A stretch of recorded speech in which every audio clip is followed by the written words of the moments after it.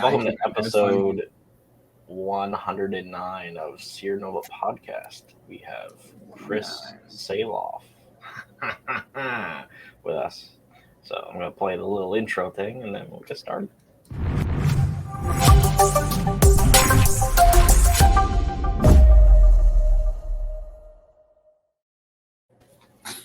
Hey, what's up? It's been a minute since you were on here. Yeah, a few months since I think when my Kickstarter was going on. Oh, it was 10 episodes ago. That's cool. I just noticed that. Oh yeah. 96. I think we got going to try and come on for your 100th episode. I was just like slammed at that point. Yeah, I was more not playing being like a podcast host and more just being a director and trying to get everybody on there. There was a lot of people, and I was like, I didn't realize the amount of people that actually wanted to be on there. I just realized I did that math entirely wrong. It's the 14 episodes ago. Yeah. It's okay. It's still early, kind of. Oh, yeah. Let me wake up. No, I had breakfast and a full cup of coffee, well, almost a full cup of coffee, and I'm still doing that, so that's not good. I think it's Sunday. That's the excuse. We'll go with that. There you go. I'm on my first bang, so. Is that the birthday cake one? First bang. He's going to take like at least. Is it your birthday cake one, or is that the, what's it called? The Radical Skedatical. Yeah, that one, yeah. But it does a job, so. Yeah. It was crazy. I applied to like a giveaway forever ago, and then like I felt like a year later, I suddenly had what's it called? An entire box of that stuff sent to me for free.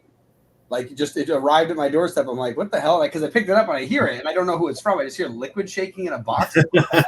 I'm like, it's a whole container of liquid nitrogen. I'm about to blow up, or no, it is not liquid nitrogen. What's the one that explodes? Nitroglycerin, that's the one. But yeah, and then I open it up, and it's a pack of their birthday cake flavor, and it was like my birthday month, and I was like, "What the hell?" Oh, that's cool. So yeah, I thought that was pretty cool. I don't like birthday cake flavor things. So I gotta find an energy drink sponsor. That's my next goal. Yeah, I had talked to one, but they wanted to give me like a level B endorsement, so I had to do all this stupid stuff for it. And I'm like, I don't want to do that. I just want to get an endorsement. Just do a lot of Twitch, and you can get G Fuel.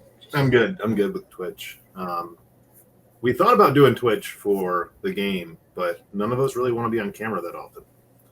You don't have to put yourself on camera. I've seen some like pretty big Twitch channels that they're never on camera. Interesting. Mute your phone, please. I figured playing D&D, people would want to see us like actually be idiots.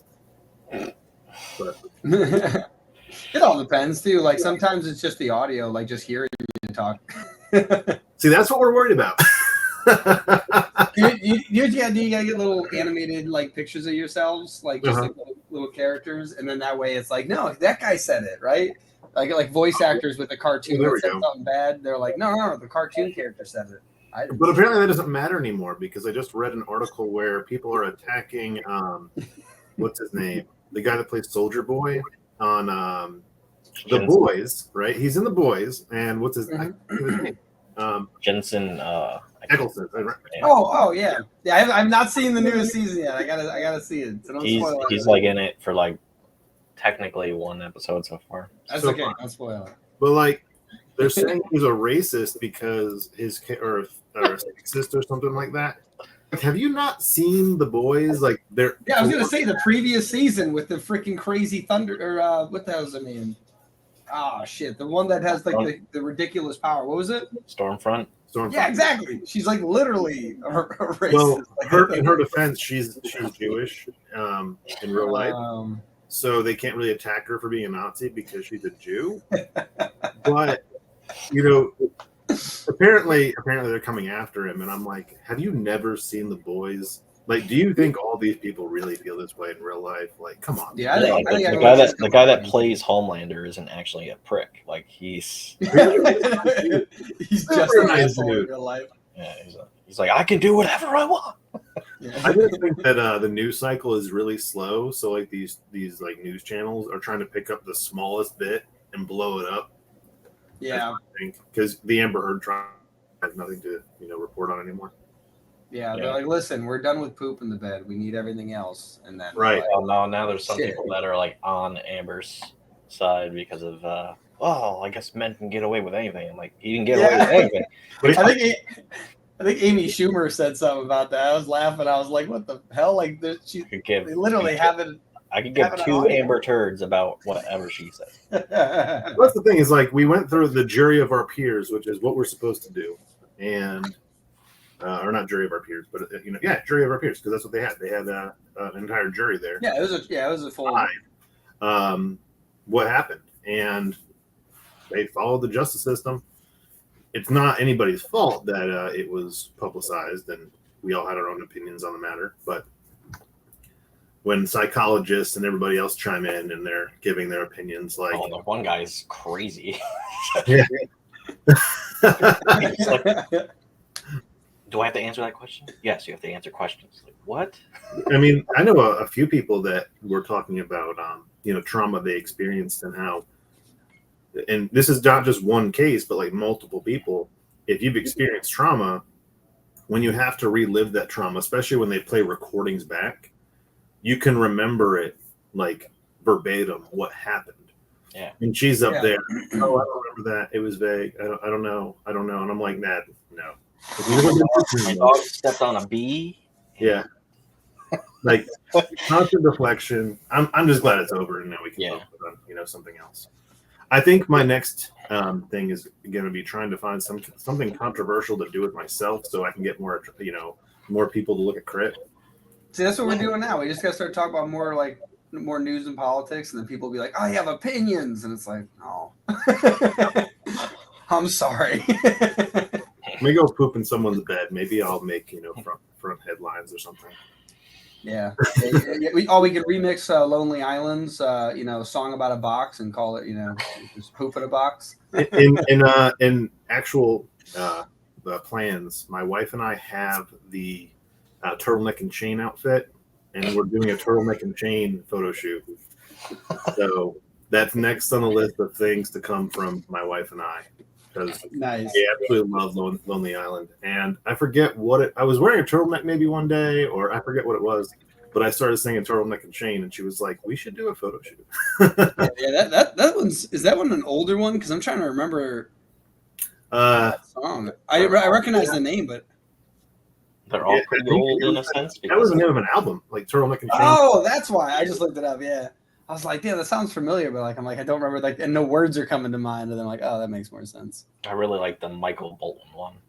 Yeah. This is a tale of Yeah, they should have been singing that during that was kind of weird, but we're back in the club. I used to, so I found them because my roommate at the time, like our rooms were like 4 feet apart, and he'd be playing PlayStation in one room, I'd be playing PlayStation in the other, and he would have his music blasting, and I hear Lonely Island, and I walk in, I'm like, what are you listening to? It's kind of cool. He goes, oh, it's Lonely Island, so he starts playing it, and it's all on YouTube at this point. I couldn't find the albums, and I think for an entire day, we just went through every Lonely Island video and just sat there on our day off and spent the entire day dedicated to Lonely Island. No, I definitely did that when I first found them out. I don't remember what song it was that I first heard them, but I definitely know that right after getting that, I listened through all of it. Yeah, absolutely amazing. I love that stuff. Always a good time. I think we chat more about like pop culture every time that I get on here with you guys. Oh yeah, that's the stuff we gotta just we just gotta sneak in a bunch of stuff like that, and then be like, no, this is totally about comic books. Let's talk comic books for a second. Well, it's fitting because my entire book is pop culture reference. So yeah, which funded in March, and yep, finished this morning actually. That's cool. Yeah. Yep. Do you have a favorite process that you like seeing when you like certain pages, or like what type of process?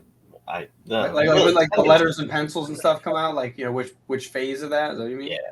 Yeah. It differs. So I actually just finished the other day, probably my favorite page that I've ever drawn.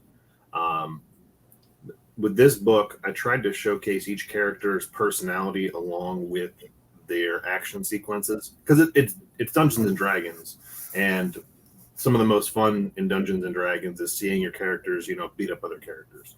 And so we haven't really been able to showcase everybody's powers the best that I would have liked, because it's a comic book, so it's condensed. And everybody really got a chance to shine. So when I got to Boulder and Spectre, I decided to utilize some like manga and anime style like storytelling with action. So there's a lot of like it's just animated a little differently than say Caliber and Bones, who are very well, Caliber in real life, the guy knows 7 different forms of martial arts and is a marksman. Like he's ridiculous in real life. So when I draw his panels, they're very accurate to life. I actually have to run every sequence by him to make sure it makes sense. And I think his pages went back and forth like 3 or 4 times, like, hey, move my finger. My finger is in the wrong position, because I had his hand like this when he was hitting somebody. He's like, no, I would tuck the thumb and then move it this way because I don't want. I'm like, okay, so I'd redraw the hand. And when I got to Boulder and Spectre, I was like, well, these guys are straight out of My Hero Academia, so I want to do something like that. Big explosions, lots of fire and things. And as I finished the page and I zoomed out and looked at it, I was like, this is the coolest thing I've ever drawn. With the superpowers going back and forth and just the raw like energy on the page. That was the coolest thing I think that I've experienced so far out of the 52 pages I've drawn for this book. Was that like a splash page, like a big fight scene, or was it like a series of panels? Just a series of panels of Spectre burning some guy to death. Well, not really to death, because it wouldn't happen that way, the way that guy's powers are set. But it was just a lot of burning, a lot of anguish and pain. And what's cool is like Boulder's holding the guy so that Spectre can just light him on fire. And Spectre's like, but I'm going to burn you. And Boulder's like, no, just go ahead and do it. I'm fine. Like, I'll tank it. No worries. And it's just like a cool sequence. And I think also the fact that I've experienced this stuff like happening at the table, getting to see it kind of come to life, that's the cool part. Last night we were going through and beginning the lettering process, and that's a team effort. So as I'm, taking it from recording to drawing, I make notes. Like I have all the dialogue already set. So when we go to the final script before it makes it to paper, we just read through and make sure everything is right. Because when you're role playing, you can repeat things, or, you just say stupid stuff you don't really want on paper. And, I tell you what, this book really wrote itself. We didn't have to do much editing. There was a lot of it, but it was really cool to see the words and the action and go, man, like there's just a part where Boulder's eating a taco and what he's saying is just hilarious at the time. And I'm like, I remember when he said that. I remember that exact action happening at the table. And I think that's the best part of the process, is really being able to match them up and then remembering back to when we role played it and going, wow, like it's just like comes full circle. It's really cool. And getting to see them, like my friends, like look at themselves on paper and go, oh God, I remember when that happened. That's so like awesome to see come to life. Those are the fun moments, just being able to see their faces and relive some of those fun moments we had, because we've been playing the game since 2018, so we're going on 3-4 years playing this game, and to see it all come to life and still remember those moments and be fond of them is really cool. What I was just gonna say, it's also kind of cool because having readers know that these were real things makes it so like it's a part of theirs, like they can like envision that as part of their story. Yeah, especially if you play D&D. It's like, oh God, that's something my character would do. Like I hear that a lot. It's like, yeah, I like this character because he reminds me of a character I would play in D&D. And then, side note, last week we started the very last chapter. We're playing the end of C.R.I.T. I anticipate it to take about 6 sessions, but we'll see, because they kind of always divert into left field on me. So we'll see where it goes. But yeah, we're coming to the close. We've already decided we were going to play a different game for a little while and come back to Crit, like a side story of Crit. And we all were like, well, we're almost at level 20. We've never played a level 20 campaign. Let's get to level 20. Let's beat this. And then we'll find new characters to enjoy. And I was kind of against it at first. I was like, well, man, like as a DM, I'm kind of tired of DMing the same campaign for 4 years. And we had taken a month off, so we come back to it. And I was like, okay, yeah, I'm good. Let's continue this. This is fun. Because where we're at story, there's like a 2-year gap. And I'm really happy because they all embraced that 2-year gap and grew their characters in ways that I really didn't anticipate. Like they're doing things a little differently. Bones in particular, like really wanted to change the aspect of his character, what he's gone through in this time period. So it was just very, very cool to see them embrace this end game style situation they're in. So I'm really stoked to get that recorded, and it'll probably take another 2 years or so until I can get all the books out, but we'll get there. That's awesome. I think it's kind of cool, like ending like the main series first, because like then like the TV shows are like more enjoyable, like the side films, that kind of thing. So that's kind of cool. Yep, those pages are almost done for the other book we're working on, Mr. Wizard and Friends. That came to life. Robert Nix is doing it, and his art style just is perfect for that style storytelling. He sent me the pages the other day. He's almost done with them, and just awesome. So I'm really stoked to like have you finish Crit and then go right into that. That's awesome. Yeah, Hector showed me what the cover will look like for our third Seer Chronicles, and it's awesome. But then he's like, so I'm gonna like change up what I originally sent you. So then he sent me the new version of that, and it's only like 30% done. And I was like, that looks amazing. And he's like, yeah, it's only 30% done. It's like, still looks awesome. Like I can't. It's cool seeing it like your ideas come to life. Yeah. And the one crazy guy looks batshit insane. So I'm like, that's perfect. That's cool. Yeah. I was watching Stranger Things, and you guys have seen it. Part of it. I've not seen it, but if you say anything about it, I'm not gonna be upset. The main villain in the series, I was watching him, and I go, okay, I have hope for a live action version of Zaka, because he's like this undead looking thing. I'm like, just give him a green tint, and literally that's the character. Give him a suit and maybe a cigar.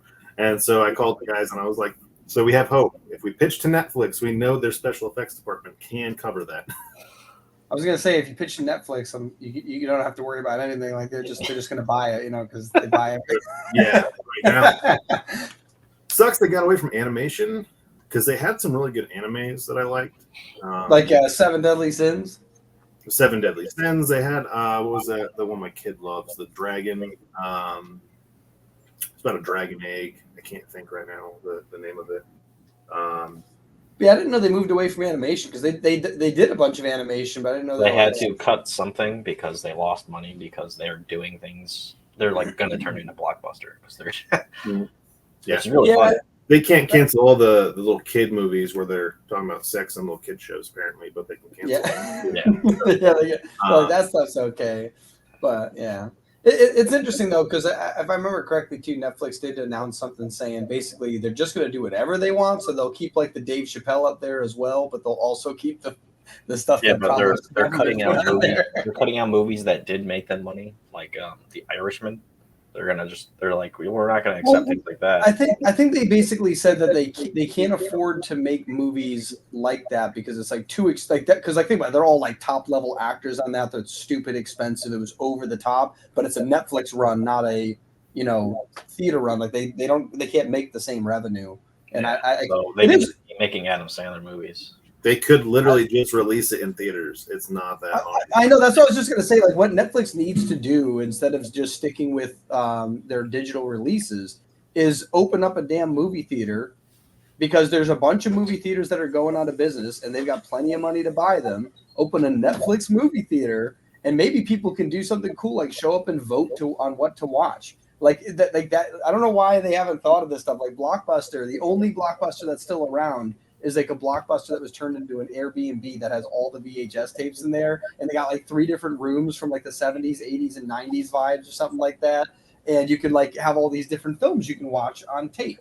And like that's brilliant because they moved into an entertainment thing. I think I talked about Toys R Us was the same deal. Toys R Us went out of business because they let Amazon sell all their toys online instead of doing it themselves. But what they could have done, since every Toys R Us is a warehouse, they're all super tall, they could have turned it into, I think Gary Vee actually mentioned that they could have turned it into like a Nickelodeon-like experience with like slime and play, like a playhouse where you can play with the toys. And then like literally it's like, oh yeah, and if you want to buy online, here you go, and just get them to sign up. And like, oh, if you get a membership here, like it's a theme park, like they just don't want to adapt. And it's so weird because Netflix went from selling DVDs to doing everything online digitally, and then they just stopped. They're like, okay, let's make movies. Let's keep making movies. Let's make more movies. More expensive? Whoa, nope, that was too much. What about cartoons? Oh, that's too much. It's like, no, do something totally different. Like open up a movie theater. I would definitely check out a Netflix movie theater. Yeah, they can't keep up with the same model because when they came out, they were the only ones doing it, and now everybody's doing it. And which by the way, sign up for our platform. Right. Well, I like some of them. They're just cheap. You know, it's $5, yeah. And they have. And the thing is, they had all the content that was on Netflix. Now you can get from them, and you're like, oh, okay, cool. Yeah, my friend Ryan's like, oh, I got a free month of Paramount Plus. Never been on this app before in my life. He's like, the second Sonic movie's on there. Yep. And my girlfriend never saw the first one, so we first watched the first one, and she's like, we're just scrolling through like the app, and I'm looking at all the shows. There's like the 90s like Rugrats and stuff. It's like, yep. She's like, can we like buy this when we get our house? It's like, you can do whatever you want, it's like $5, so it's pretty yep. cheap. She's like, you can add it to your Amazon. Like if you have Amazon Prime, you can just add the channel to Amazon Prime. Yeah, which I'll probably just do. Yeah, I was gonna say, I think the thing that kind of sucks is that like Netflix has basically created the space, but every competitor that they're up against owns another business that can basically support their streaming platform until they crush Netflix, and then they're all going to increase their prices too. Like it just sucks. Like Amazon, for example, they could give away their film platform for free. Oh wait, they basically are. It's part of Amazon Prime, and they can do that until Netflix goes out of business, and they could wait 30 years and not care. And then when it's all said and done, they could just branch it off into its own company because the amount of money they make from the packages they deliver, it's not even close. And so same with Paramount, they make film that go into theaters, and now they can make an app, so they have money that's coming in from somewhere else. And that's what I mean. Like Netflix needs to diversify what they're doing, or they're going to collapse. And it sucks because they're basically the originators of this idea, and they just don't know how. Like they innovated for the idea that they came up with, and then they're like, I'm all out of innovation. I don't know what else to do. I think Netflix should do like what Amazon and stuff are doing. Basically sell stuff online. What Amazon is doing is they have a lot of indie movies and stuff. And well, Netflix is doing that though. What they're doing is more. You got Umbrella Academy, and you have I can't name it. There's a crap ton of Netflix movies. Like I was literally before I hopped on this call watching another Netflix movie. Like they've got to have hundreds of movies they've made so far. They've definitely been doing that. Yeah, but the quality is the question. Yeah, that's what I mean. Like the funding isn't there because Amazon could take their warehouse money and be like, yeah, let's make a $10 billion movie. It's okay. It's like 1% of the revenue this year. Plus, their pricing model was garbage, especially when it was released. That in other countries it's a lot cheaper, so they would price hike the U.S. because we could afford it, and then drop it in other countries just to get viewers, but they weren't getting viewers. So all this money they were spending to get viewers, we were absorbing as users in the U.S. that had adopted it from day one. That's what Netflix did? Yeah. That's stupid, too, because basically every time they stream a film that they don't own themselves, they have to pay for that. And if they're doing that in countries that are paying less money, and let's say they're bored and they just keep watching the films, that's just costing them more money. And, yeah, we would just have to keep absorbing it. It wouldn't even be worth it other than the visual like, hey, look at our numbers. They're really good, but they could be like it's vanity metrics. They're also. Oh, sorry. Go. Well, you look at because I was going through like my subscription yesterday, HBO Max, right? I have AT&T, so I get HBO Max because they're, partner companies. I don't pay for HBO Max, but I use it. I'm sure there's something on my phone bill that, and then Disney partnered with Verizon, so you get a discount. Oh, I didn't know that. Yeah. Yeah, so we had... Who's going to partner with Google? I got to figure that one out. Who needs to partner with... Nobody needs to partner with Google. Well, no, it's just funny because, so I had Verizon when I was in New York, and their service was trash. Like, they came to my house one day to fix my internet, and I told them, I'm like, the only thing that's wrong is that the router is out of date. We need a new router. You guys gave us an old one. That's the only thing that needs to be fixed. I go to work that day. They come in to my apartment and they fix it all up. I come back. They rewired and changed everything from the wall outside to the inside except for the router. I had to have them come back again. And then they charged me more for it when they told me I'd get it for free. And then one time they called my I was busy at work. They called my cousin because he had like an alt number. He does not have any privileges on the account. They suggested that we pay for more internet. And he was like, oh, yeah, that might be good. He didn't say yes. And then they upped my bill without my permission, which is 100% illegal. Like, it was so bad. That was Verizon experience for me. So we switched to AT&T when we moved to Nashville. And we're paying for the gigabyte speed. And every once in a while, like, I haven't had a gigabyte since like we paid for it. It's been like half a gig, which is totally fine. Like, that's still like way more than enough. And then Google, we see them outside laying wires down, and we're like, oh, Google's coming, and they offer 2 gigabytes at the same price. And all of a sudden, we tell AT&T, hey, we're switching to Google, and they're like, oh, we just launched a 2 gigabyte plan. Like, so these guys are like, I hate the fact that basically all of these companies, other than Google, because they're brand new to the space, I'm sure eventually they might do it too. All of them try to just suck money out of you when they already have the means to give you a better system without having to cut their bottom dollar. Like, I hate all those. Well, you can go into the history of that and go back to Bell. Do you remember Bell? Do you ever hear about? Yeah, the Bell Graham or whatever. Yeah, so they had to split up Bell because it was a monopoly, and when they did that, there's good and bad. And because I've actually done reports on this for school because I was a communications major, and part of communications is digital communication. And yes, we in the U.S. we have more competition, which does, competition creates innovation, right? In other countries, there's one company, and you play flat pricing. It's arguably more available to people because you don't have this competition of who owns what tower. So there's positives to having one company. You probably get growth faster because they're not limited to where they can grow their network to. Like T-Mobile, for instance, has better service in other countries than they do here because they don't have the space. Even after buying Sprint.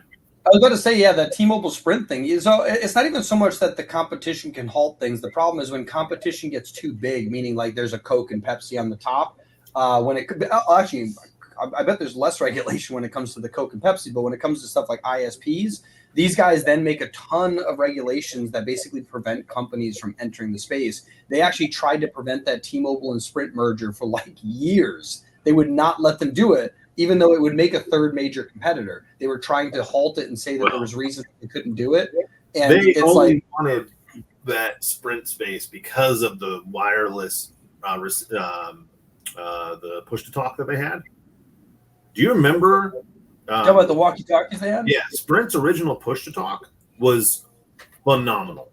Yeah, no, I had one of the brick phones at one point. That bandwidth was absolutely phenomenal. That's why it was adopted by every major construction company, your government agencies, all those places, because it was like instant communication. Yeah, and then they made those steel rebar ones so you could run over the tractor. Motorola. I used to sell those things, man. Those Motorola phones, you could literally run them over and like.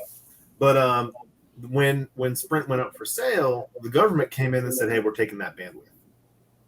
So when T-Mobile finally got it, they got jacked on why they wanted it to begin with. Damn, that sucks. I didn't know that. That actually makes a lot of sense too. But imagine like T-Mobile with that. not gonna lie, T-Mobile was one of the ones when I was a kid. You know, like when I say a kid, but I was in my early 20s.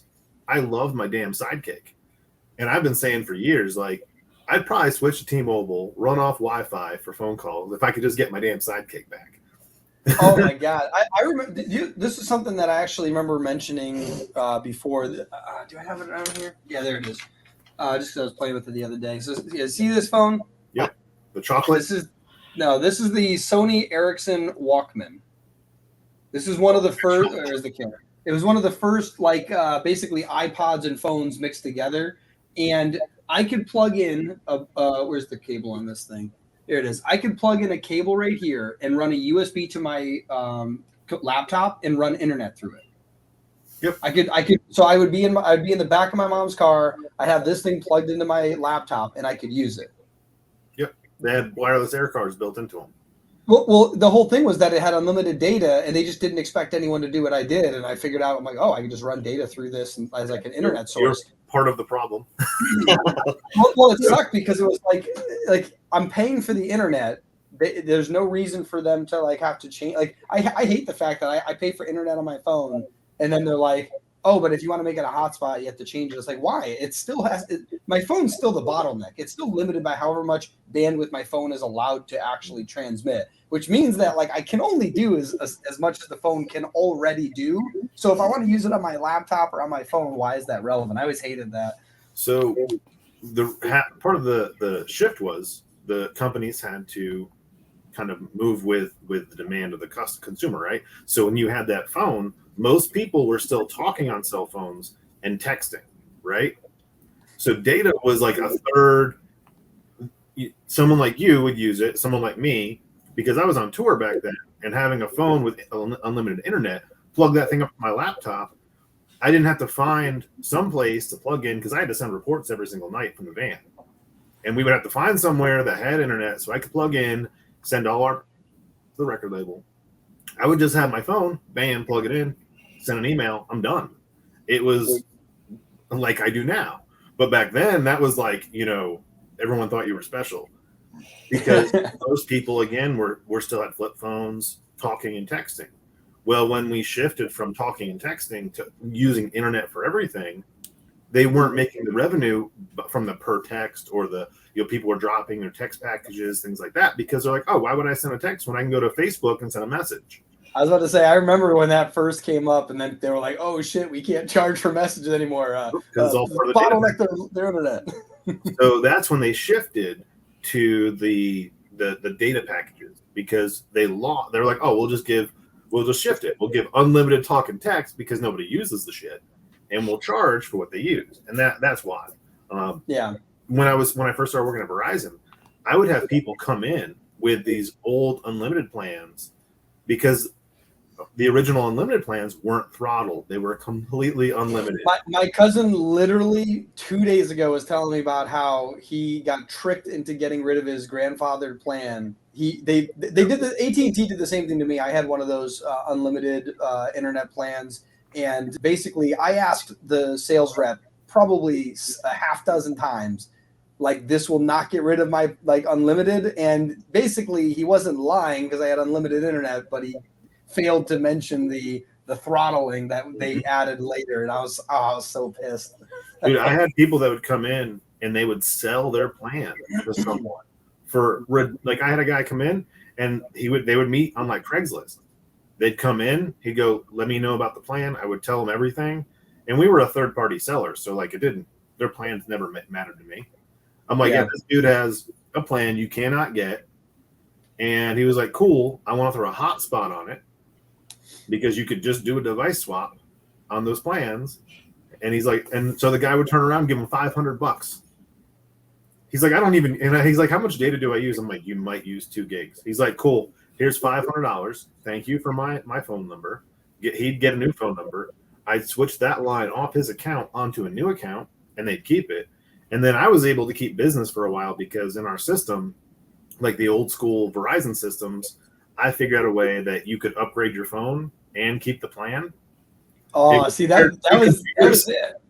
Yeah, actually, I got kind of creative one. This is like what I did in sales. I was so bored, And I was like, if I could become the only rep that knows how to trick the system, then I could get all the business. Because like 2012, 2014, everybody was dying to keep those plans. And so I opened up a computer on one side of the store, and I was like, all right, I'm going to start this over here. And so I started just a device swap. It wouldn't change your plan, nothing. So I was like, all right, I'll open this over here, but I won't finish it.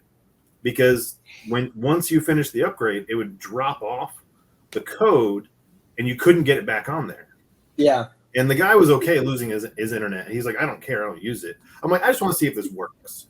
Because I had done something similar before, and I noticed that once I completed something, like it put this one product code back on that you couldn't get back. And I was like, I wonder if it'll do it for the unlimited internet. So I processed the upgrade for the guy. It drops the plan off. I called in. I was like, hey, he doesn't have this anymore. They're like, no, he doesn't. So I went back over to the computer I started the device transfer to, and I hit submit. It processed, and I opened the plan, and the product code's back on there for unlimited internet. Like, didn't change his plan. I call in. I'm like, hey, I just want to confirm this gentleman has this. And I'm like, oh yeah, he's good. I was like, I just figured it out, and I didn't tell anybody. I was gonna say. Yep. When I talked to my cousin, it's funny that you mentioned that, because that's exactly what I was telling my cousin.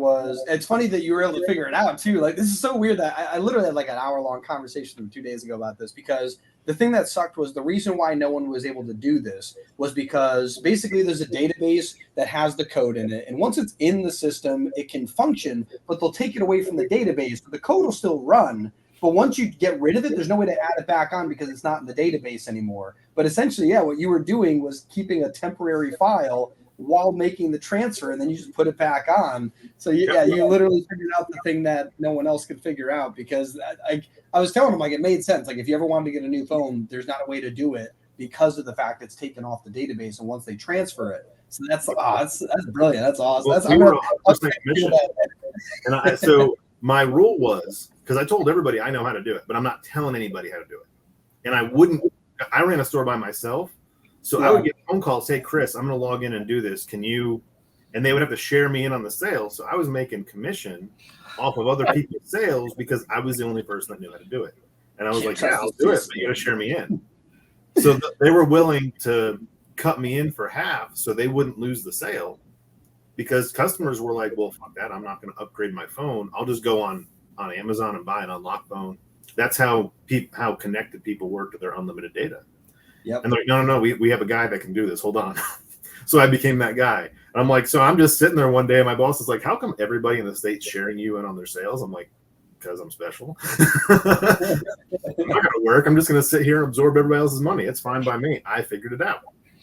And then slowly but surely, Verizon changed the plans. People started just switching. And so if there's any time travelers that want to sign up for Nova Nation, want to listen to this, learn how to do that, there you go. There you go. Yeah, you go fast, and you can figure out how to save your unlimited data. Well, that's awesome. Yeah. I was, but when you're in 100% commission sales, you kind of have to be creative in how you make money. That's very cool. Ripping people off like what they did to you. We had people that would be like, oh, well, if you want to keep your unlimited data, you have to get a hotspot, because hotspots had unlimited data. They had that code. So there for a while, you could get a hotspot which had true unlimited data. You'd pay $80 a month for it, and it wouldn't be throttled because it was a hotspot. They knew you were using it for like home internet. Yeah. And they started throttling those as well.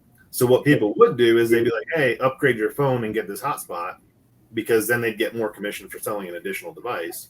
And then I would find out, and I'd come in and I'd reverse, I'd call, get everything reversed, and then process it my way.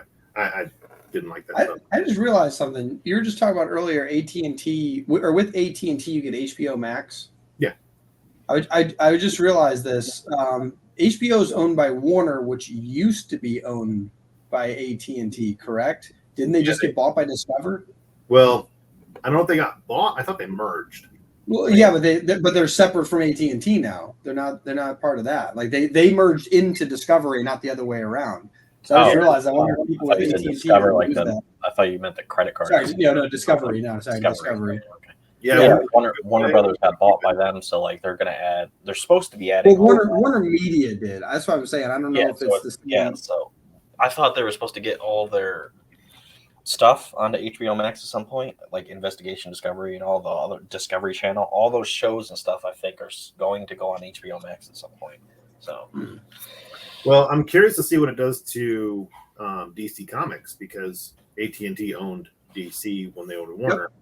Yep. And I know that some lady or whatever that's part of that left, and they're getting like a new person, or they got a new person that's like the president or like the well, that's why they're screwing with all the movies and all that stuff because they're determined to make money off of this stuff, which is fine. So maybe they'll actually get like a shared universe that actually works this time. I don't know. I'm hoping they actually don't follow the Marvel formula. To be honest with you, it kind of didn't, of course. I was gonna say, like, I don't remember who we were chatting with a couple weeks ago about this, but what I would actually have liked, or what I would like to see them do, is do something similar to the Marvel universe, because I like the idea of doing individualized characters because they're not good at just like putting a bunch of people together. DC, like they're just terrible at it. And instead, what they could do is focus on the villains, and then just build out this really dark universe. And I think that would be really interesting because. Like Joker was great. People liked that. I personally like the show Gotham. Like, I thought that was a cool show. I know sometimes it was corny and cheesy, but like, I love the idea of following the villains. And honestly, like the new Batman, like if they had just made that Batman part of that Gotham universe, I think it would have been 10 times better. The only problem I had with that Batman, and I get chastised for this all the time, that it's emo. No, and it wasn't just the emo. It was that you had Batman and you had Bruce Wayne, and you couldn't tell the difference besides he's wearing a mask. Yes. So this is what I finally did watch it like a couple weeks ago. And now it's been out long enough. I don't care. We're not spoiling anything. We were talking to Aaron about that, I think. Yes, we were talking about Aaron about this. It was a couple weeks ago. But basically, my biggest thing, so Aaron was discussing it, and he said why he didn't like it without spoiling it for me, and then I watched it, and I understand exactly what he means. But basically, my thing was, I think that it was a great movie, but not a great Batman movie, right? Like, if I'm looking at it as Batman the character, like, you're right, like, Bruce and Batman are supposed to be different. Like, I shouldn't think that they're the same person. And my biggest issue near the end, and here's a big spoiler in case you didn't get all the way to the end, is that Joker's already in jail. He's only been Batman for 2 years, and the Riddler already knows he's Batman. How is he going to last for like a decade if two of his biggest arch rivals already know who he is? And there's no way the Riddler wouldn't tell the Joker right there. Like, that wouldn't make any sense. Like, they need to can that idea of Joker and retire Joker for a little bit, in my honest opinion. Well, that's probably why they put him in jail like that. Honestly, I actually think he's gonna be out when him and Riddler are definitely breaking out. Well, that's gotta happen. But I think it was a decent Batman movie. I just think that Bruce Wayne, they shit the bed on. And to be honest with you, just about every single Bruce Wayne has come second. And people don't realize this about Batman, which is one of the reasons I actually really enjoy the character. I don't know if you can see all my statues and everything. I've been a Batman fan since I was 4 years old. Like, my wedding ring is literally Batman with diamonds embezzled in it. Huge Batman fan. Batman and Spawn, my two favorite characters of all time. All right? And Batman isn't the mask that people think. Bruce Wayne is the mask. So if you're going to cast someone to play Batman, all right, dark and brooding is super easy. Ridiculously easy. I'm angry. I'm Batman. I'm vengeance. Like, it's really not that hard. Everybody has captured Batman aside from what's his name from ER, Clooney. Yeah, he's the only one that didn't capture Batman because he just played George Clooney. But yeah, ironically, as George Clooney was a very good Bruce, but in that sense, you're right. Batman was the mask, not right. Bruce. Yeah. So if you're going to cast a Batman actor, don't have them, try to be Batman. Ask them to bring in their Bruce Wayne. That's what I would love to see.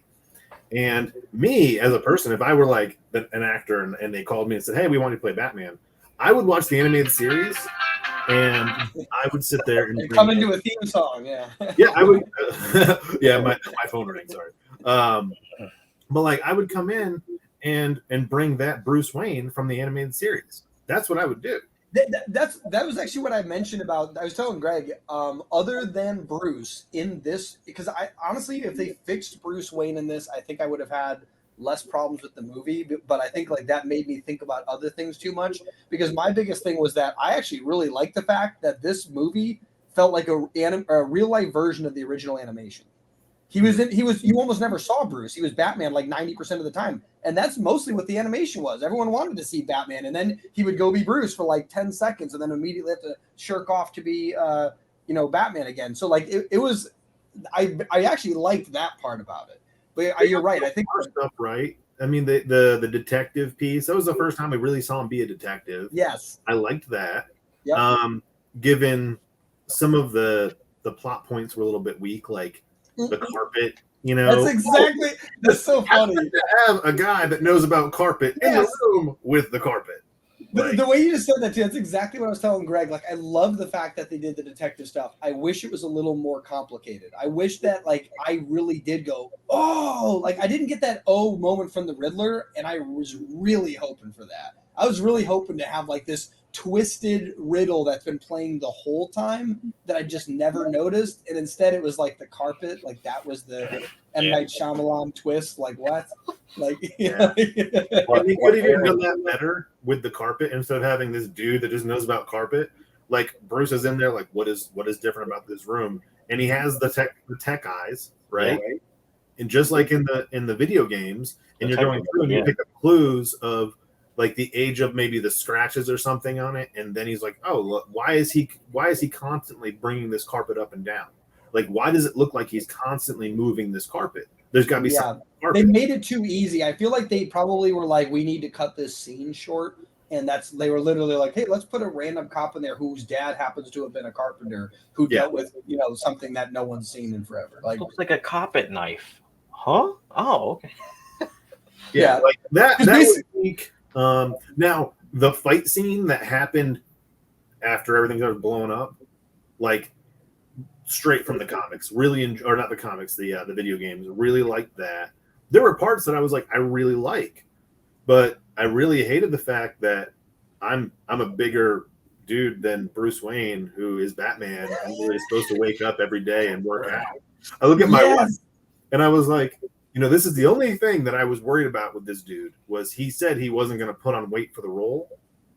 And you look at Keaton worked out for his role in Batman, and Keaton was a comedian. Bale put on weight. Val Kilmer worked out. Even George Clooney worked out for this role. Okay. And don't even get me started on freaking Ben Affleck. Because who became a monster. Batman, right? Yeah. And if we're talking about Bale, people give him shit all the time for his Batman, but that dude went from the machinist. Yeah, I watched that for the first ever time. I'm like, oh my god, you're like crackhead skinny. That's the whole point. Yeah. 200 pounds is what he gained. And when he auditioned for Batman, they were like, "Are you sure you can do this?" And he's like, "I've got a nutritionalist. I've got this. I've got that." He was eating 4 whole chickens a day. And if you watch in Batman Begins, when he gets up and starts doing push-ups and sit-ups, that was part of his daily routine to be Batman. Yep. So like all these actors, all right, and none of them are action stars, right? None of them. Okay, like you could say Ben Affleck has action movies in his repertoire, but he's not like he's not John Cena and he's not The Rock. Okay, what's his name? Marky Mark.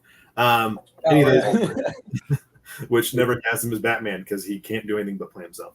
But none of these guys have that background of, okay, I'm always an action hero. I have to keep this physique.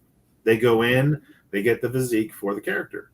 You look at him when he's moving that table, and I'm like, is he going to struggle moving that table? Yes. How does he move in that armor? Because I'll tell you what, that suit in real life would weigh upwards of 200 pounds. So to move around in that thing, you've got to have muscle. And that just made me, that was it. That thing right there. I was like, man, it made it less real. Yeah. I was like, Because I like went that's home and I took my shirt off and I was like, I am bigger than that dude, and that makes me mad because I shouldn't be. He's Batman. Even in year 2, he was ripped.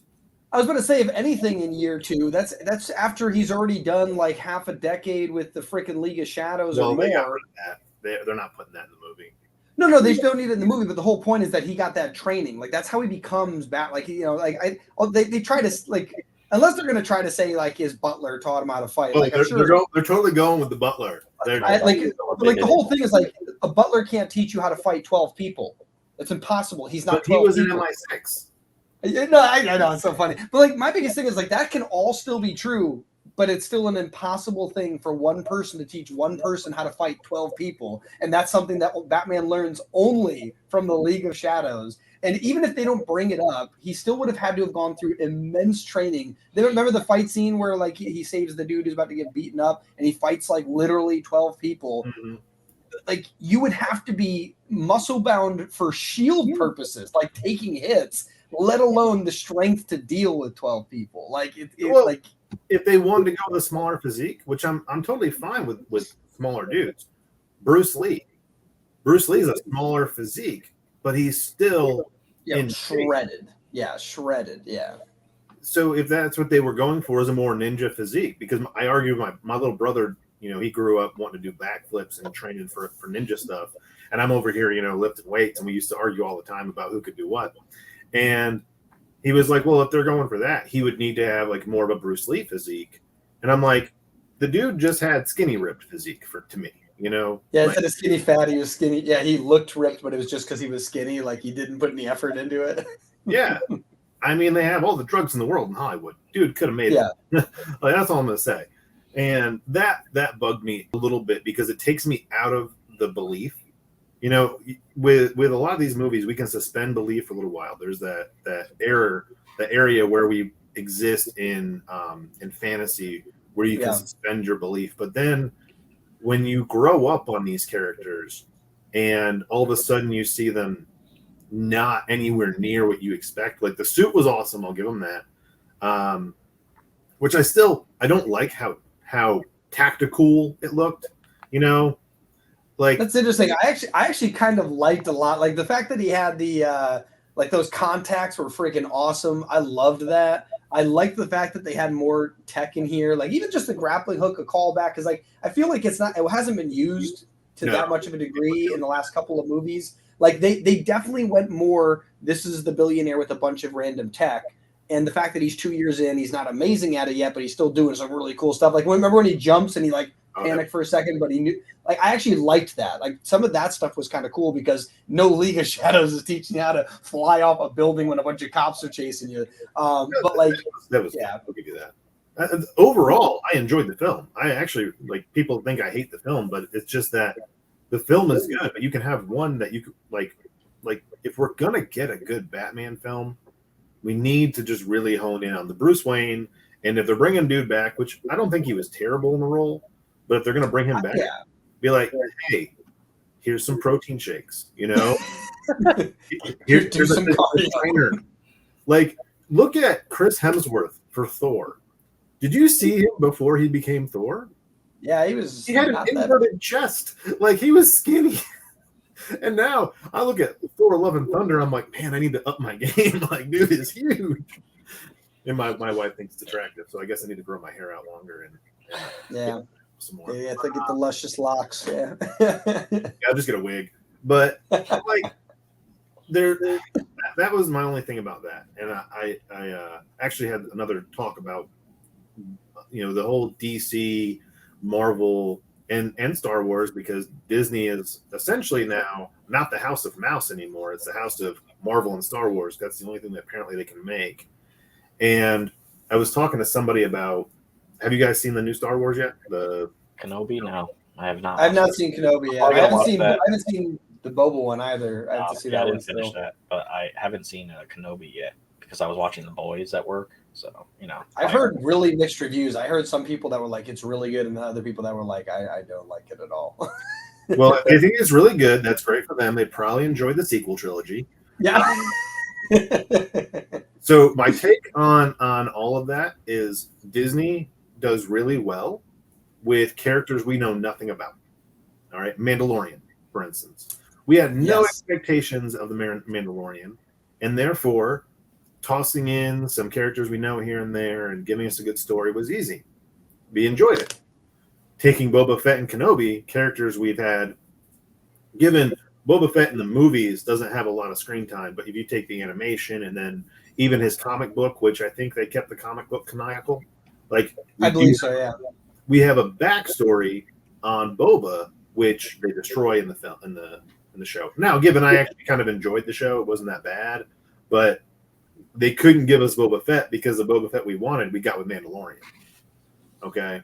So sadly, like that's where they screwed up there. And then you can't take Kenobi, who has 7 or 8 seasons of content on top of 4 movies, and then give us a show where he's bowing down to a stormtrooper. Like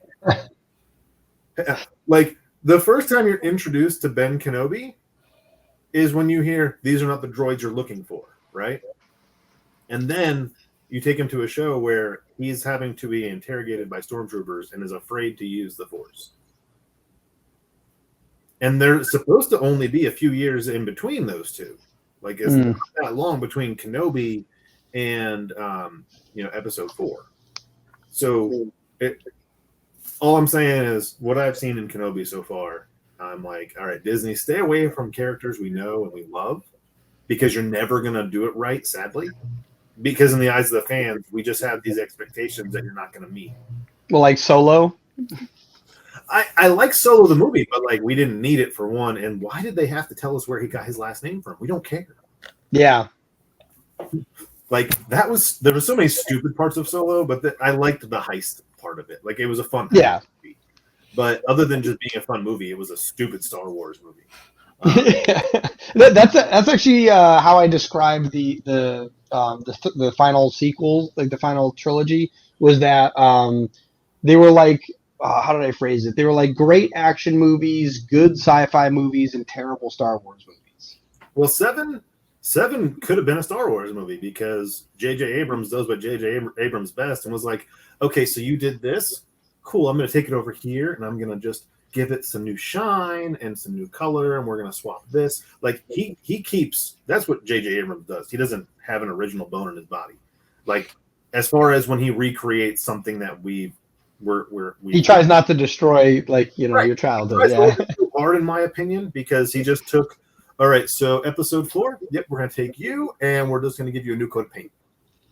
Okay, that's what we got.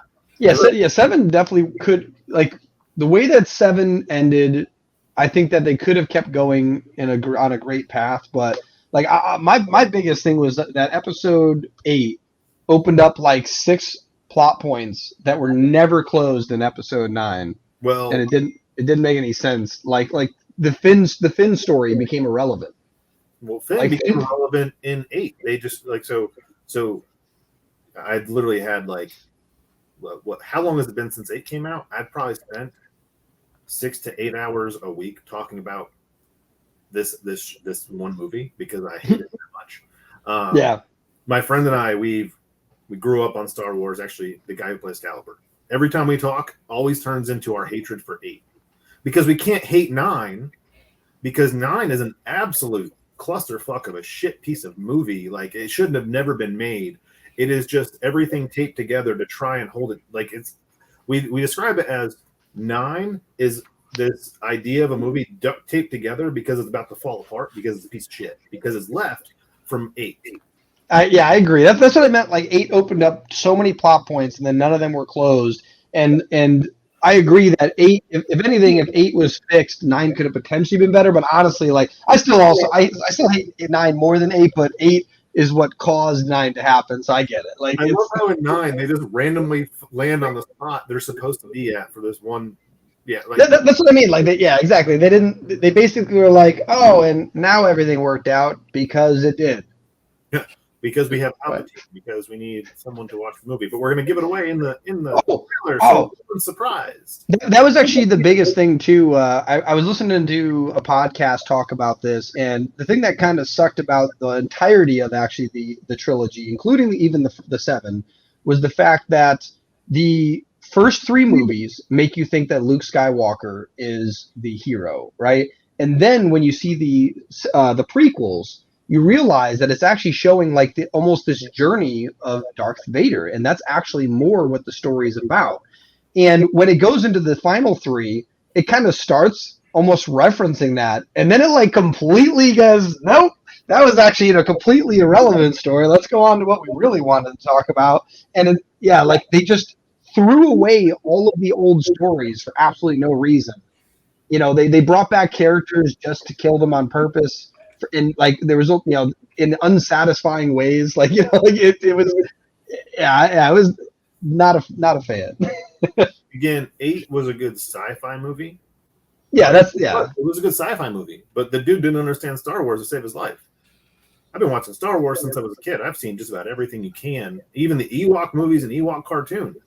Right? I've not seen those, but yeah, that's funny. Well, they're on Disney Plus if you want to go check them out. I really enjoyed growing up. I used to watch those Ewok movies on Endor like all the time. But since when do we give a shit about fuel? Right? Like fuel is now a thing that's so abundantly like no, it's not. You have your drives, just like in episode 1, you need to drive, but since when do we have to worry about fuel? Since when do we have gravity bombs that work in space? Oh Jesus, that was probably the second that happened in the theater. I literally like out loud verbally was like, "What? Yep. Like, how is that working? You're in space." Like the first 5 minutes of that movie ruined it for me with the gravity bombs and the cell phone call. They have interdimensional communication. Literally, like they're talking between starships and battleships all over the damn galaxy. And you mean to tell me that this one X-Wing that's trying to communicate with the ship right in front of it, they think there's going to be some kind of communication error? I should remember that scene. It's when Poe is like, "Oh, sorry, I can't hear you. What would you say?" Like, yeah. Okay. Comedy, but it completely takes you out of the element because I've watched Star Wars so many times. Yeah. And they communicate all over the place, no problem. Yeah, and then the other big problem too was the what's it called, the hyper warp, or what's it called, hyperdrive, where they end up going through the giant ship. Yeah, because that would happen. Well, no, the biggest thing is, first off, in reality, that actually probably would happen. But now that that's a possibility, that means that the Death Star would have been so easy. Take a TIE fighter and put it in hyperdrive. You know what I mean? Like you could destroy anything then. So like by adding that element, because they've established so far in this came out in the 70s, so we're going on 40, 50 years. In the entire time, that's never been a thing. And decades worth of material. If that could happen, like you said with the Death Star, why would we even have these big epic battles, right? Like, yeah, because it was like it literally ripped through it like tissue paper. Like it was. Actually, that made me think of what's it called? Did you ever see Galaxy Quest? My ship would tear through yours like tissue paper. Love that movie. But and now all of a sudden we don't have autopilot on these ships. Like how many times did Han walk away from the Millennium Falcon while it was just in space?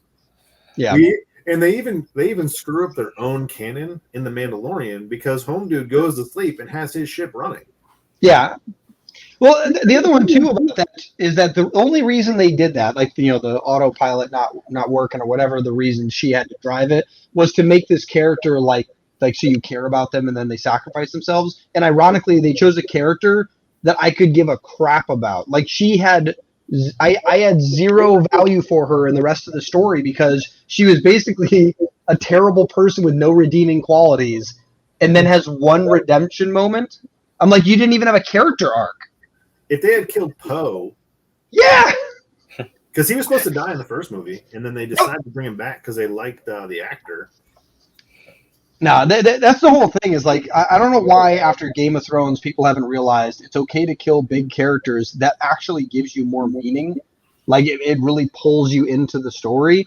And you're right, yeah. Like that's what should have happened. Is Poe should have been the one that did it because he's had this rough patch character arc, and then it would have been his final redeeming moment. He would have been gone down as a hero, and that would have been great. Instead, it's somebody we didn't care about. She was mean to everyone she ever talked to, and then she does one good thing, and we're supposed to be like, now I care? No. Yep. Like, you broke the rules of Star Wars to literally get this moment, and then you're like, wait, that means they could have done this forever. Like, she destroyed one of the biggest ships in the fleet with an easy cheat code. It's like, what the hell? Or the what else did they do in that one? Or the Princess Leia flying. I didn't like that either. Like, it bothered me because my cousin's a huge Star Wars fan too. So he told me that apparently she is very Force integrated with the Force. But my biggest thing was like, but we've never seen anyone fly. They've done immense jumps, right? Where like they get that momentary flight, but it's like that's not a thing. And she's soaring through space. And this like. That would have been just okay if she died there, because remember, like she died in real life. That was sad. Make this moment where that happens, and then it's done. I've said this a few times. All right, for one, yes, Leia arguably is Force sensitive, not really fully trained, and we're never. And according to this story, Luke like disappears and never trained her. Okay, so unless somewhere there's an established piece in your universe, which there isn't, but the thing that really pissed me off, and actually I almost walked out of the movie theater at that point. I was okay with the little bullshit up until now. And when she flew out of the ship, I'm going back to myself, little 80s kid. I think 87 was the first time I ever watched Star Wars. I was at my cousin's house for 4th of July weekend. I remember it specifically. And they had a big screen TV. And I remember watching Star Wars on this big screen and him having some toys because he was a bit older than me. And that's what got me into Star Wars when I was 4 years old. All of a sudden, all this fantastic stuff, Wookiees and starships. And I was like, oh my God, I have found my calling in life. This is what I want to be into my entire life. So, take me into now, and I'm watching this character that I grew up. I love the character. She's witty. She's sarcastic. She's in a time period when we didn't have very many like strong, very female presences. And yeah, she was one of the first before it led to like some of the other great ones that happened after. Yeah, right. Like before Terminator 2, we had. Yeah, that's exactly what I was gonna say. I'm like, yeah, she was like the prequel. Some people like she was awesome, and then they take her, and so I'm introduced to her in space, right? And her send-off in life, because we knew she died. If I had watched her go off into space and disappear because she was breaking up and doing all that, I won't lie. When that happened, I probably would have cried. Tears in my eyes. I was like, "This is beautiful." That little kid inside of me is saying goodbye to a character that I grew up on, that helped shape, 100%, everything that I had enjoyed as a child into adulthood. And I was like, man, that's perfect. That's beautiful. And they shoot her back in. I'm sitting next to Brad in the movie. My wife's behind me because Brad and I were like, no, you don't want to sit next to us. This is going to be terrible. And I'm like, fuck this movie. I looked at him. I was like, fuck this movie. Fuck this. I'm fucking leaving. Fuck. I was done. After that, I was done. And they ruined, Finn coming all in episode. Yeah, he was supposed to be like Force sensitive and all this stuff, and then all that stuff basically disappeared, and he was an irrelevant character. His entire journey in 7 was going from being the scared, stormtrooper that didn't want to be a stormtrooper, didn't want to do this. His journey to being this hero, okay, and doing things that were outside of his character to grow. And then so we have this whole like, okay, we're here. And now he's supposed to be some hero dude. Oh, wait, no, I want to run again. Wait, what? Wait, Wait, what? You just, then it went like this and went back. Yeah, it didn't go forward. It just, like, we're just going to, we don't need him. We're going to send him off on a plot point that if we just take this out, has no bearing on the story whatsoever.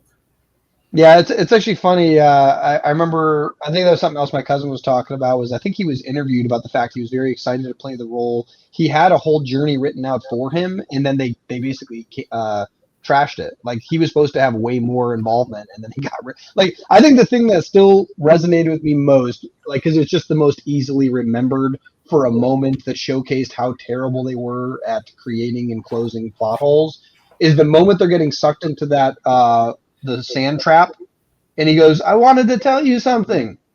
He never tells her. Nope. It never even gets brought back up again. And like if they really wanted to be like, dicks about it and like keep it in the story, they could have been like, "Oh, what was the thing you wanted to tell me?" And it's like, "Nah, like I'll let it go." And then you're like, "Ooh, what happened?" Right? Nothing. It's never brought up again. But like they did that for other things. That was just like the most easily like visible one where you're like, it just never happened. Like they never fell into a sand pit. Like Garbage. Yeah. But I do need to jump off here. We always. What else can we? And I was like, what else can we trash? We got to trash something else. Trash talk. That should be the name of these episodes with me. We just sit here and trash talk stuff. Well, I called it pop culture takes a critical hit. So nice. I like it. That's perfect. Well, speaking of crit, I guess we'll cut the last 3 minutes and talk about my book real quick. It'll be the promo to a video that won't make sense. Right. So pretty much this is what crit is about. Anyway, we trash talk all types of different stuff in it. But no, the book is just about finished. As of right now, I'm still within my time frame for shipping on time. I'm expecting some hiccups. Might be about a week late, but I should be able to ship either the last week of June, first week of July. I said it'd be June. I know I'll get the digital in everyone's hand by the end of June, but looking at my printer, we all use the same printer, and I've heard some issues with him. About 7 days behind is what he's running. I've reached out to him. He swears he can get it done on time. Fingers crossed it'll be good. If not, we might be about a week late, which I think in the grand scheme of indie and Kickstarter, that's still acceptable. Oh, yeah. Ours was a year, so. Yeah.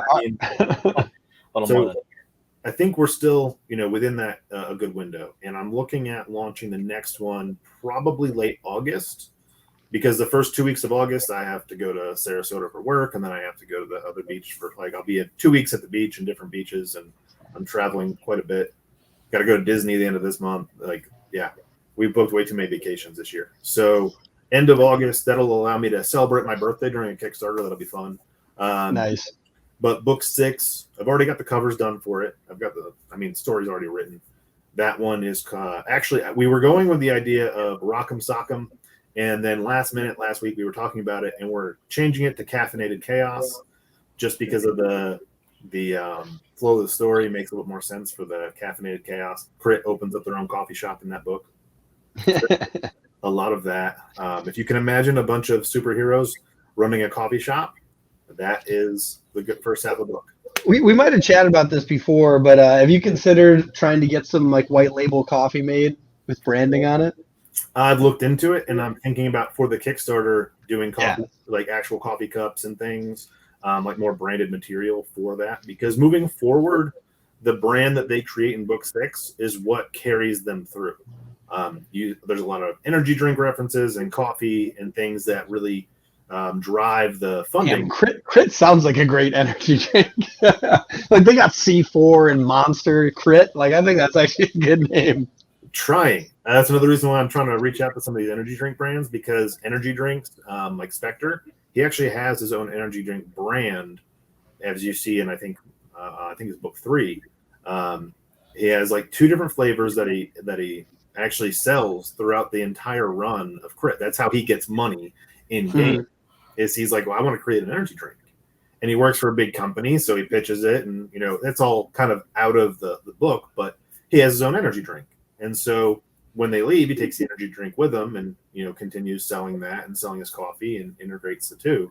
So I think it'd be cool if we had the Crit coffee and the Crit energy drinks and things. It'd be really cool. As a side note, if you actually do want to get into energy drinks, you should look into the powdered energy drinks first, because that's definitely an easier I've looked into to develop. So I got G Fuel, that's the one I got, but there's a dozen, maybe 2 dozen of them that are big players out there. That ad sometimes make your own brand, and it's literally somebody else's powder. You tell them what flavors you want, and they make your flavor for you. I'm thinking about doing that for the Kickstarter for book 6 and making it completely based off of energy drinks and caffeine and just kind of owning that. I think that'd be fun. Yeah, because honestly, if you do that, like, cause like even if they're carbonated in the series, I actually use like G Fuel, like a powdered energy drink, and I mix like seltzer with it, and like it actually makes it like a carbonated energy drink. So you can even tell people like, oh yeah, just mix this with seltzer, and you'll taste like what he tastes in the comics, that kind of thing. Because yeah, it's a cool idea. I'm stealing that, and I'm not going to give you credit at all. Dude, I'm totally okay with it. Seriously, dude, it's actually hilarious. I actually met the head of marketing for G Fuel at the New York Comic Con in 2018, and I told him that exactly. And a year later, they launched a canned version that's carbonated. That's interesting. Yeah, and they might have been working on it because, like, everybody, like, obviously, I'm not the only person, but like, I know that I watch a ton of like gamers and stuff that all drink G Fuel, and they all just mix it with water or milk. And I mix it with flavored seltzer specifically so that I can mix and get different flavors from one flavor. Right? And so that's what I told them. I'm like, and I love doing that, but I'm like, honestly, if you guys just sold carbonated cans, I bet people would buy it. Like, I don't need you because I get the powdered ones anyways, and I'm sure that would be cheaper for me than buying the cans. But some people want the convenience of grabbing a can to go, like a Monster can, and having a G Fuel. And now they got them in like 7-Elevens and stuff. I'm like, damn, like that really blew up. So yeah, you can literally do that. You get like a powdered energy drink. There's a bunch of white label ones out there. You tell them what flavors you want, slap a label on it. You definitely want to design a cool ass label. Like that packaging is like so important. But yeah, if you get all that stuff wrapped up and then you just tell someone, yeah, mix with seltzer, and you'll have what they had in the comic book. Like, I think that'd be awesome. Well, that's my next Kickstarter right there. Thank you for helping me. So launching late August, we're gonna have Caffeinated Chaos full of our own. Now I need to research that. So yeah, definitely. Cool. Well, yeah. So Kickstarter, everyone should start receiving them early to mid-July. Also, depending on the novel, those might take a little bit longer to print, just because that's kind of the nature of that. But we'll have the majority of them out. I've already sent digital rewards for the original books that everybody backed. So if you backed the Kickstarter and got the previous issues, I've already sent those out. And yeah, so book 6, caffeine and robots. That's where we're at. So nice, guys. It was great. I gotta go pick up my kid. So cool. So right before you go, if you could lead them to one place like Instagram or a website, where's the place you want people to go? Homebrewedcomics.com. You can get everything, Homebrewedcomics.com, including this stuffed cat that's over here on my side. We finally put that on there. T-shirts, hats, the whole 9 yards. So you can get everything, even this hoodie, and the books if you ordered books. And I think the digitals are. I still have a free book, and then all the digitals are only $1, so you can pick those up on there. Check it out. Nice. Okay. Guys, thank you so much. I always love coming on here and talking shit about. So you guys have a good one. Yeah, you too. It was great having you. Thanks, guys. Yeah.